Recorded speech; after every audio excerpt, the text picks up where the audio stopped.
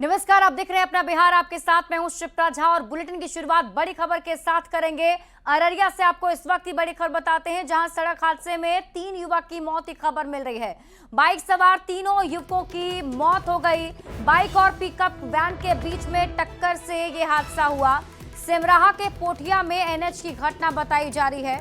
तस्वीरें घटनास्थल की आपको दिखा रहे हैं, जहां बताया जा रहा है कि बाइक सवार जो लोग थे वो पिकअप वैन से टकरा जाते हैं। बाइक सवार 3 की मौत की खबर है।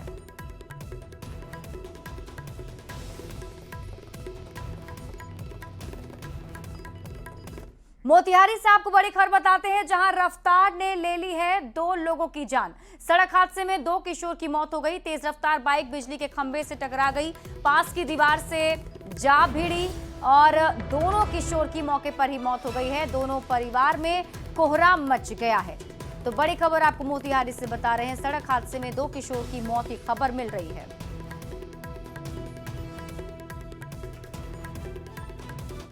वहीं बेगूसराय में बड़ा हादसा टल गया। अलकतरा लदे ट्रक में आग लग गई और आग ने कार को भी अपनी चपेट में ले लिया।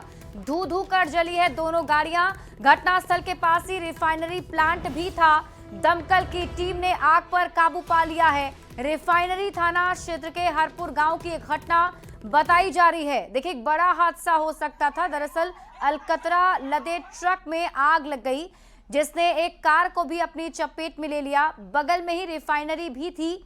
ऐसे में बड़ा हादसा हो सकता था, लेकिन समय रहते दमकल की टीम ने आग पर काबू पा लिया है।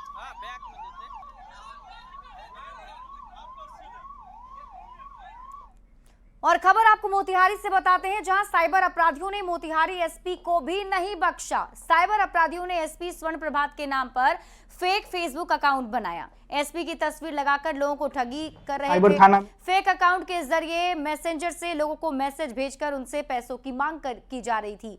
मामले को संज्ञान में आने के बाद पुलिस साइबर थाने में अज्ञात साइबर अपराधियों के खिलाफ प्राथमिकी दर्ज कर जांच में जुट गई है। पुलिस ने लोगों से ऐसे संदेश से झांसे में नहीं आने की अपील की है।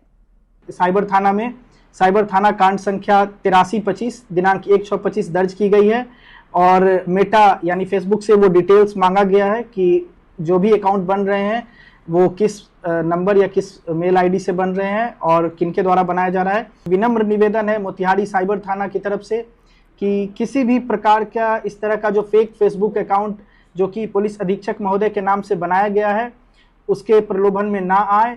उनका जो ओरिजिनल फेसबुक आईडी है उसको प्रेस विज्ञप्ति के थ्रू हम लोग बतला रहे हैं और जो भी फेक अकाउंट बन रहे हैं या बनाए जा रहे हैं उनके माध्यम से अगर आपसे संवाद किया जाता है तो उस संबंध में साइबर थाना को सूचना दें। वहीं मोतिहारी में रिटायर्ड कर्मी से 56,80,000 रुपए के डिजिटल अरेस्ट कर साइबर क्राइम का मामला भी सामने आया था और अब पुलिस प्रशासन भी हरकत में आ गई है। पुलिस अब वैसे तमाम मामलों की पड़ताल शुरू कर चुकी है। एसपी स्वर्ण प्रभात ने साइबर थाने को इस तरह के मामले की पूरी जानकारी रखने की सुझाव दिए। साथ ही उन्होंने कहा कि साइबर ठग का निशाना आजकल व्यापारी और रिटायर्ड अधिकारी हैं, इसलिए सभी को सतर्क रहने की जरूरत है। इस तरह के मामले आने के बाद पुलिस से सीधा संपर्क करें। उन्होंने कहा कि साइबर फ्रॉड को कटिहार से गिरफ्तार किया गया है, वहीं मोतिहारी में भी उसके जो सहयोगी हैं उसकी भी गिरफ्तारी के लिए लगातार छापेमारी जारी है। ये एक बड़ा रैकेट और साइबर ठग किसी भी हाल में बख्शे नहीं जाएंगे। और कहा कि आप मनी लॉन्ड्रिंग केस में इन्वॉल्व हैं, आप पर वारंट इशू है। इस तरह करके हमको हाउस अरेस्ट कर लिया गया। हाउस अरेस्ट करने के बाद 10 दिनों तक उन्होंने हाउस अरेस्ट करके रखा और उसके बाद जो सो विभिन्न बैंकों में जा कर के आरटीजीएस करने के लिए उन्होंने आदेश किया। उन्होंने सीबीआई का कोर्ट लगाया, सुप्रीम कोर्ट का कोर्ट लगाया। अब बाज़ाब्ते हियरिंग होती थी वहाँ, तब मुझे आदेश मिलता था उस अनुरूप कार्य करने के लिए। साइबर थाना में एक डिजिटल अरेस्ट का केस दर्ज किया गया था, जिसमें एक रिटायर्ड सरकारी कर्मी से डिजिटल अरेस्ट का डर दिखाकर 56 लाख रुपए का अवैध वसूली की गई थी और इसमें प्राथमिकी दर्ज करते हुए साइबर डीएसपी को निर्देशित किया गया था कि इसमें त्वरित कार्रवाई करें और इस कांड में पुलिस को बड़ी सफलता मिलते हुए इस घटना का जो मास्टरमाइंड है आकाश मुखर्जी, उसको कटिहार जिला से गिरफ्तार किया गया है और माननीय न्यायालय में अग्रसारित किया जा रहा है। और पूछताछ में और अग्रतर अनुसंधान में पता चला कि आकाश मुखर्जी के ऊपर पहले से भी करीब 21 कंप्लेन जो है साइबर अपराध के दर्ज हैं और इसके रैकेट में करीब 10 से भी ज़्यादा लोग जो है कार्य कर रहे हैं। और अगली खबर आपको पूर्णिया से बताते हैं, जहां डीआरसीसी के स्टाफ पर छात्रों की पिटाई का आरोप लगा है और पिटाई का वीडियो सोशल मीडिया पर वायरल है। वीडियो वायरल होने के बाद जिला प्रशासन ने इस पर एक्शन लेते हुए छात्रों की पिटाई के आरोपी स्टाफ राहुल कुमार से स्पष्टीकरण मांगा, जबकि डीआरसीसी के प्रबंधक ने स्टाफ राहुल कुमार का बचाव किया है। उनका कहना है कि नामांकन को लेकर छात्रों की काफी भीड़ थी, जिसे कंट्रोल करने को लेकर हल्का बल प्रयोग किया गया। उस दिन काफ़ी ज़्यादा भीड़ हो गई, काफ़ी ज़्यादा अनकंट्रोलेबल भीड़ था और 2 सेकंड 3 सेकंड का वो वीडियो जो चल रही है बार बार, उसकी बहुत बड़ी वीडियो है, आप लोग देख सकते हैं अगर ज़रूरत हो तो। वो हमारे यहाँ रिकॉर्ड भी है। तो अचानक उस तरह का आउटब्रेक हुआ है, उसको केवल कंट्रोल किया गया और कुछ नहीं, ऐसा कोई मकसद नहीं है। और इसी बीच आपको नवादा से बड़ी खबर बताते हैं, जहां एक ही परिवार के 3 सदस्यों ने जहर खा लिया है। सभी को अस्पताल में भर्ती कराया गया। जमीन विवाद को लेकर न्याय के लिए भटक रहा था परिवार। 8 साल से चला आ रहा है जमीन विवाद। आज थाने में आयोजित जनता दरबार में अधिकारियों के फटकारे जाने के बाद ये फैसला लिया है। वारसलीगंज के मेन रोड उत्तर बाजार का ये मामला बताया जा रहा है। खबर आपको वैशाली से बताते हैं, जहां एक बेरोजगार पति ने पुश्तैनी खेती और मां के गहने बेचकर पत्नी को पढ़ाया, लेकिन पुलिस की नौकरी मिलते ही पत्नी ने पति को छोड़ दिया। महिला का एक फायरमैन के साथ प्रेम प्रसंग चल रहा है। प्रेम में दीवानी महिला ने 4 साल की बेटी को भी छोड़ दिया। मामला देसरी चांदपुरा ओपी क्षेत्र का है। पति थाने पहुंचकर न्याय की गुहार लगा रहा है। पंकज कुमार शाह और पूजा की शादी 10 फरवरी 2020 को हुई थी। दोनों की एक बेटी भी है, लेकिन 2023 में नौकरी लगने के बाद उसे फायरमैन से प्यार हो गया। छपरा से आपको बड़ी खबर बताते हैं, जहां पुलिसकर्मियों को कुचलने की कोशिश कार सवार ने की और कार सवार की तरफ से पुलिसकर्मियों को कुचलने की कोशिश की गई थी। कार सवार को पुलिस ने गिरफ्तार कर लिया है। खैरा थाना क्षेत्र का ये मामला बताया जा रहा है। तो छपरा से आपको इस वक्त की बड़ी खबर बता रहे हैं, जहां पुलिस टीम पर गाड़ी चढ़ाने की कोशिश की जा रही थी। बताया जा रहा है कि कार चालक ने पुलिसकर्मियों को कुचलने की कोशिश की। ये कार की तस्वीर और ये उस कार चालक की तस्वीर जो फिलहाल पुलिस की गिरफ्त में है। पटना में जेल से बेल आउट अपराधियों को संपर्क अभियान के तहत उनके हर एक्टिविटी पर पटना पुलिस पैनी निगाह रख रही है। बिहार पुलिस मुख्यालय के आदेश पर इसकी शुरुआत की गई है। बीते 2 दिनों में से ड्राइव पटना जिले में चलाया जा रहा है, जिसमें बेल पर जेल से निकले वाले अपराधियों के घर जाकर पुलिस अधिकारी उनका वेरिफिकेशन कर रहे हैं। इसके साथ ही ऐसे लोग जो बेल पर जेल से निकले हैं और वेरिफिकेशन में घर में नहीं पाए गए, उनके परिजनों को उन लोगों से संपर्क कर थाने में हाजिरी लगाने को कहा गया है। बाइट में कहा था कि जो जेल से छूटे हुए अपराधी हैं, बेल आउट हैं, उनके विरुद्ध एक संपर्क अभियान कह लीजिए, वेरिफिकेशन ड्राइव कह लीजिए, वो हम लोग चला रहे हैं और लगातार 2 दिन से ये ड्राइव चल रहा है और आगे भी ये चलेगा जब तक कि सभी का वेरिफिकेशन नहीं हो जाता और ये रिपीट फिर चलता रहेगा। एक बार सबका हो जाएगा वेरिफिकेशन तो फिर ये रिपीट चलेगा साइकिल। युवा चेतना के प्रमुख रोहित कुमार सिंह ने भी लालू प्रसाद पर हमला बोला है। रोहित कुमार सिंह ने लालू प्रसाद को सामंती मानसिकता का व्यक्ति बताया। उन्होंने कहा कि लालू प्रसाद ने भीमराव अंबेडकर का अपमान किया है। रोहित सिंह ने लालू प्रसाद और तेजस्वी यादव से माफी मांगने को कहा है। लालू प्रसाद यादव जी ने अपने जन्मदिन के अवसर पर जिस प्रकार से बाबा साहब डॉक्टर भीमराव अंबेडकर जी का अपमान किया है, इसके लिए बिहार की जनता और देश का वंचित वर्ग कभी लालू प्रसाद यादव जी को माफ नहीं करेगा। लालू प्रसाद यादव जी को, तेजस्वी यादव जी को और आरजेडी की लीडरशिप को अविलंब क्षमा मांगना चाहिए। सामाजिक और राजनीतिक भागीदारी को लेकर पटना में पाल समाज का महासम्मेलन किया गया, जिसमें नेता प्रतिपक्ष तेजस्वी यादव भी शामिल हुए और इस मौके पर शुरू से ही पाल समाज का समर्थन आरजेडी को मिला है, जिसका ऋण वे जरूर चुकाएंगे, तेजस्वी यादव ने कहा। तेजस्वी यादव ने महागठबंधन की सरकार बनने पर राजनीतिक भागीदारी के साथ आयोग के गठन का भी भरोसा दिया। इस मौके पर तेजस्वी यादव को पाल समाज की तरफ से खास गिफ्ट भी भेंट की गई। तेजस्वी यादव को पाल समाज की तरफ से एक भेड़ गिफ्ट किया गया। तेजस्वी यादव मंच पर भेड़ के साथ नजर आए। पाल समाज के लोगों को राजनीति में भागीदारी भी दिया जाएगा, आयोग का भी गठन किया जाएगा, सरकार बनने जा रही है और पशु जो हमारे रेल सड़क में दुर्घटना के कारण मौतें हो जाती हैं तो उसके लिए मुआवजा भी सरकार तय करेगी। केंद्रीय कपड़ा मंत्री गिरिराज सिंह ने गोपालगंज में पीएम मोदी के नेतृत्व वाली मोदी सरकार के 11 साल की उपलब्धियों को लेकर लोगों को जानकारी दी है और कहा है कि मोदी सरकार के 11 साल और पूर्ववर्ती यूपीए सरकार के कार्यकाल में बहुत बड़ा अंतर है। यूपीए सरकार घोटालों और भ्रष्टाचार की दलदल में फंसी रही, जबकि 11 साल में पीएम मोदी की सरकार जन अपेक्षाओं पर खरी उतरी है और विकास के नए कीर्तिमान स्थापित किए हैं। 11 साल का अगर हम देखते हैं नरेंद्र मोदी के कार्यकाल और यूपीए सरकार के कार्यकाल, तो यूपीए घोटालों से घिरी रही, भ्रष्टाचार के दलदल में, चाहे 2G हो, 3G हो, कोयला हो, आकाश हो, पाताल हो, और नरेंद्र मोदी लोगों के उम्मीदों पर घिरे रहे।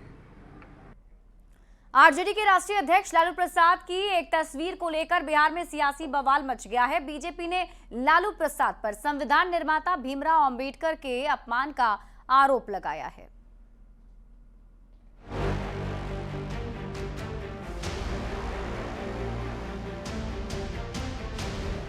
साल 2019 के बाद देश की सियासत में संविधान और बाबा साहेब आम्बेडकर की कुछ ज्यादा ही चर्चा देखने को मिली।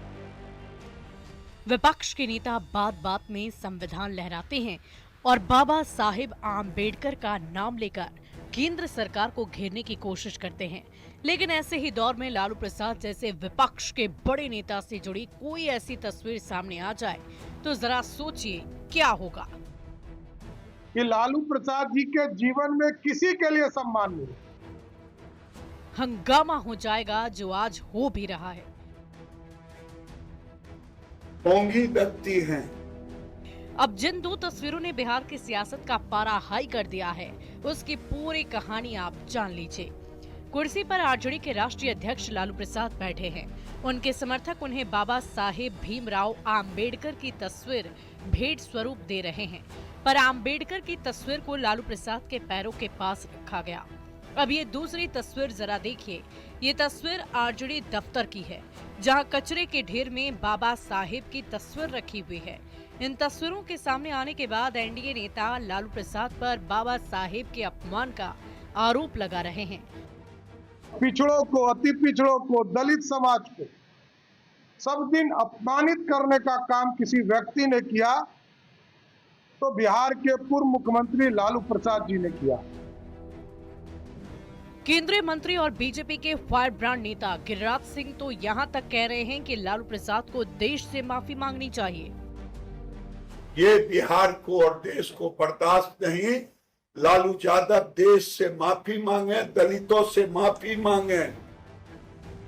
हालांकि लालू प्रसाद के बेटे और बिहार विधानसभा में नेता प्रतिपक्ष तेजस्वी यादव ने बीजेपी पर झूठा प्रचार प्रसार करने का आरोप लगाया।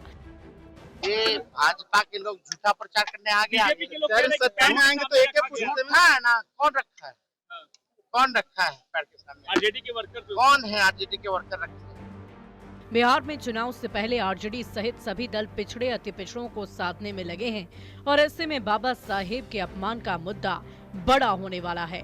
एनडीए इस मुद्दे को लेकर लालू प्रसाद के खिलाफ मोर्चा खोलने की तैयारी में है तो आरजेडी डैमेज कंट्रोल में लगा है। पर सबसे बड़ा सवाल तो यही है कि क्या लालू प्रसाद ने आम्बेडकर का अपमान किया? न्यूज़ 18 के लिए पटना से संवाददाता शैलेंद्र और धर्मेंद्र और गोपालगंज से गोविंद के साथ ब्यूरो रिपोर्ट। बढ़ते हैं आगे। सीबीएसई स्कूलों में नए सत्र की शुरुआत के 2 महीने बाद भी क्लास 4 से लेकर 8 तक के बच्चों को किताबें नहीं मिली हैं, क्योंकि एनसीईआरटी की किताबें बाजार से ही गायब हो चुकी हैं। एनसीईआरटी किताब की सबसे बड़ी एजेंसी ज्ञान गंगा की माने तो अब तक ऑर्डर के बाद भी किताबें उपलब्ध नहीं कराई गई, क्योंकि क्लास 4 से लेकर 8 तक के पाठ्यक्रम में एनसीईआरटी ने बदलाव किया है। पटना के बोरिंग रोड स्थित ज्ञान गंगा की रियलिटी चेक की है संवाददाता रजनीश कुमार ने। सीबीएसई से मान्यता प्राप्त स्कूलों में शैक्षणिक सत्र शुरू हुए 2 माह से अधिक हो गए, लेकिन अब भी जो है बाजारों से 4 से लेकर 8 तक की किताबें गायब है। यानी एनसीईआरटी ने जो पाठ्यक्रम है उसमें बदलाव किया है, उसके बाद अब तक नई किताबें पब्लिकेशंस की जो है किताब दुकानों में उपलब्ध नहीं कराई गई है। जो निजी किताब दुकानें हैं, खासकर ज्ञान गंगा, जहां से सीबीएसई किताबें उपलब्ध कराई जाती है, वहां पर अब तक किताबें उपलब्ध नहीं हुई है। 4, 5, 7, 8 जो वर्ग ऐसी किताबें हैं अभी नहीं आई है। अभी नहीं आई। नहीं आई। क्या बदलाव हुआ? नया हुआ है, चेंज हुआ है, उसके बाद से अभी तक किताब नहीं आई है हमारे पास। पत्राचार किया आपने एनसीईआरटी को? हाँ, एनसीईआरटी को बोले हैं, लेकिन अभी तक नहीं थी। जी बताइए, अभी जो स्कूल वाले हैं वो भी आते होंगे, पेरेंट्स भी आते होंगे, क्या जवाब देते होंगे? किताब अभी एनसीईआरटी के पास नहीं है, हम लोग को कलकत्ता डिपो सप्लाई करता है। अभी इन्फॉर्मेशन आया कि अभी एनसीईआरटी ने जो इन्फॉर्म किया है कि किताब जो एनसीईआरटी में उपलब्ध हो रहा है वो कलकत्ता डिपो में, हम लोग ऑर्डर बना के इसको भेजे हैं। अब वो एनसीईआरटी पर डिपेंड करता है कि वो हम लोग को कब प्रोवाइड करता है। बिल्कुल, देखिए तमाम जो कर्मी हैं ये साफ तौर से कह रहे हैं कि एनसीईआरटी से सीधे कम्युनिकेशन होता है ज्ञान गंगा का, और कोलकाता डिपो के माध्यम से पटना में किताबें मंगवाई जाती है। लेकिन नए पाठ्यक्रम में बदलाव के बाद जो किताब दुकानें हैं खासकर वहां पर किताबें नहीं पहुंची है, और निश्चित रूप से नए सत्र की शुरुआत के बाद चाहे बच्चे हों या पेरेंट्स हों, लगातार ज्ञान गंगा पहुंच रहे हैं, लेकिन खाली हाथ उन्हें लौटना पड़ रहा। सवाल ये उठता है कि आखिर शैक्षणिक सत्र की शुरुआत होने के बाद भी अब तक किताबें बाजार से क्यों गायब है। कैमरामैन दीपक के साथ रजनीश कुमार, न्यूज 18 पटना। भीषण गर्मी से लोग परेशान हैं और गर्मी से इंसान के साथ साथ जानवर भी परेशान नजर आ रहे हैं। ऐसे में पटना जू में जानवरों के लिए विशेष इंतजाम किए गए। पटना जू में समय समय पर पानी का छिड़काव किया जा रहा है, साथ ही पशु पक्षियों के केज में झरने लगाए गए हैं, जिसका भालू और हाथी भी आनंद उठाते नजर आए।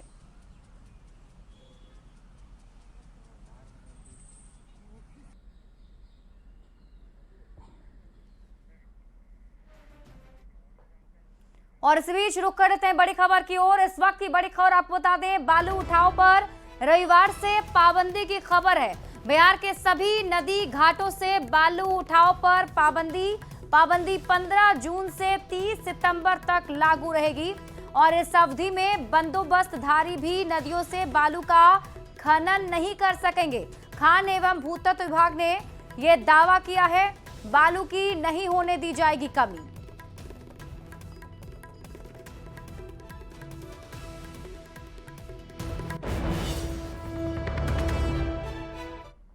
और इसी के साथ इस बुलेटिन में अभी के लिए बस इतना ही। आप देखते रहिए न्यूज़ 18 बिहार झारखंड।